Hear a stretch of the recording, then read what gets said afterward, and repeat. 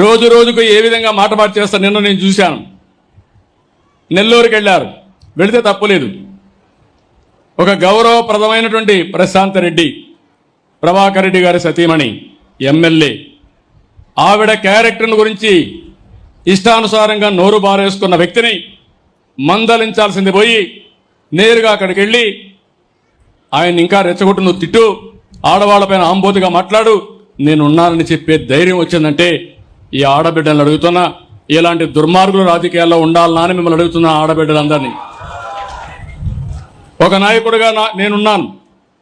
మా పార్టీలో ఎవరైనా తప్పు చేస్తే ఖండించాలి, కట్టడి చేయాలి, అవసరమైతే వాళ్ళ మీద కఠిన చర్య తీసుకోవాలి. అప్పుడే అందరూ భయపడతారు. నేను కూడా ప్రోత్సహిస్తే ఇంకా వాళ్ళకి అడ్డు ఆపు ఉండదు, ఇష్టానుసారం చేస్తారు. ఎలాంటి వ్యక్తులంటే, నిన్న నెల్లూరుకు పోయాడు. నెల్లూరులో బంగారుపాలెం పుట్టింది, చిత్తూరు జిల్లాలో బంగారుపాలెం ఉంటుంది. బంగారుపాలెం పోయినప్పుడు వచ్చిన జనాభా టీవీలో వేసిన ఇది తీసుకొని నిన్న టీవీలో ఆ స్క్రోలింగ్ పెట్టి నిన్న మనుషులు వచ్చినట్టు నిన్న వేసే పరిస్థితికి వచ్చారంటే మీరు గుర్తుపెట్టుకోవాల్సింది, ఆ సాక్షి పేపర్లో ఏది వచ్చినా దాన్ని మీరు నమ్మితే గోదావరి పట్టుకొని, ఇది కుక్కతోక పట్టుకొని గోదావరి ఇది నిట్టే అవుతుంది. జాగ్రత్తగా ఉండండి. మభ్య పెడతారు, మోసం చేస్తారు, మిమ్మల్ని ముంచేసే పరిస్థితికి వస్తారు. నేను అందుకనే ఇప్పుడు చెప్తున్నా, ఏమీ బాధ లేదు. తోక తిప్పితే తోక కట్ చేస్తా, మంచిగా తిరిగితే నాకేం బాధ లేదు. మీరు పోయి చెప్పండి, నన్ను తిట్టండి, తిడితే ప్రజలకే నేను చెప్తా, ప్రజలే అర్థం చేసుకుంటారు ఎవరేం చేశారో. అట్లా కాకుండా మభ్యపెట్టి మోసం చేసి ప్రజలకు అసౌకర్యం కలిగించాలంటే సాక్ష్యాధారాలతో పెట్టుకుని, ఇప్పుడు అంతా టీవీలు వచ్చేసాయి, సీసీటీవీ కెమెరాలు పెట్టేసా, ఎవడైనా ఎక్కడైనా తోక తిప్పితే డ్రోన్ కూడా పైన తిరుగుతూ ఉంటుంది. తోక తిప్పినోడికి పోలీసు కూడా పోయే పని లేదు, నేరుగా కేసు పెట్టే పరిస్థితి వస్తుంది.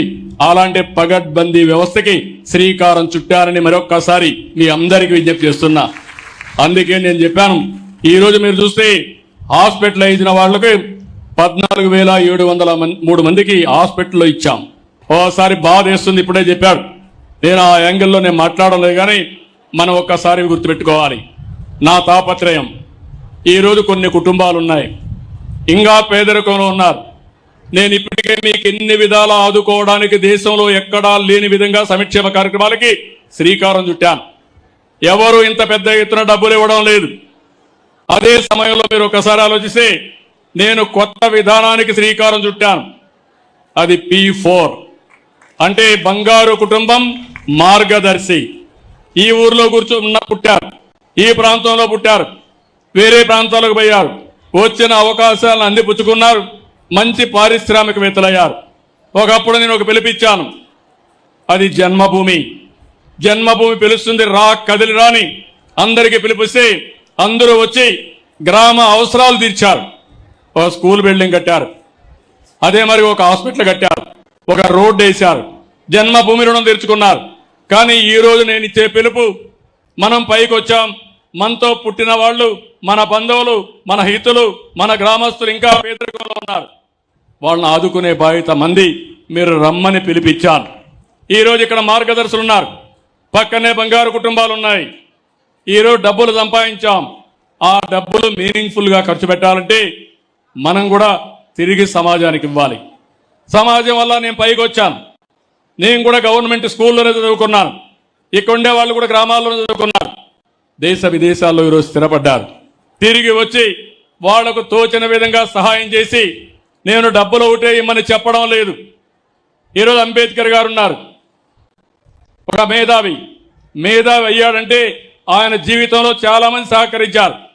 ఆ రోజుట్లో బరోడా రాజు అయితే బాంబేలో ఆయన చదువుకోవడానికి నెలకు 10 రూపాయలు ఇచ్చేవాడు. లండన్లో చదువుకోవాలంటే నెలకు $14 ఆ రోజు డబ్బులు ఇచ్చాడు. ఆ డబ్బులతో చదువుకున్నాడు, మేధావి అయ్యాడు. ఈరోజు బ్రహ్మాండమైన రాజ్యాంగాన్ని రాశాడు. అంటే ప్రతి ఒక్కరూ చిన్నప్పుడు చిన్నగానే పుడతాం, కానీ వచ్చిన అవకాశాలు అందిపుచ్చుకుని ఎవరైనా సహకరిస్తే సహకారం తీసుకుని మనం ముందుకు పోతూ ఉంటాం, మనం కూడా పైకి వస్తాం. అదే సమయంలో మనం పైకి వస్తే చాలదు, మనం కూడా మానవత్వంతో ఆలోచించాలి. మనతో పుట్టినవాడు ఇంకా అదే స్థాయిలో ఉండి మనం మాత్రం వేల కోట్ల రూపాయలు, లక్షల కోట్ల రూపాయలు వస్తే ఆ డబ్బులు మనం ఎంజాయ్ చేసే పరిస్థితిలో కూడా లేదు.